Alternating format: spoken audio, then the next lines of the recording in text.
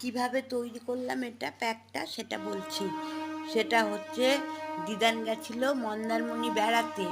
এবার বেড়াতে ও এত সমুদ্রে নেমেছে যে ওর মুখ পুরো কালো হয়ে গেছে।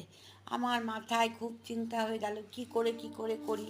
তা ছোটোবেলায় আমরা বেসন মাখতাম, মা আমাদের বেসন মুসুরির ডাল, তখন তো সবার বাড়ি মিক্সি ছিল না, আমার মা শিলটাতেই বেটে মা আমাদের মুসুরির ডাল বেটে দিত, আমরা মুখে দিতাম। তাই ওটাই মনে করে রাত্রির 11:30 বাজে, তখন আমার ঘরে যেটুকু ছিল চালের গুঁড়োর সঙ্গে একটু বেসন দিলাম, তারপরে একটু মধু দিলাম, দিয়ে কালকে রাত্রিরে প্যাকটা একটু তৈরি করেছিলাম। কিন্তু আজকে ও দাদুকে দিয়ে আমি টমেটো আনালাম, কলা আনালাম, দই আনালাম, এইগুলো সব দিয়ে এই যে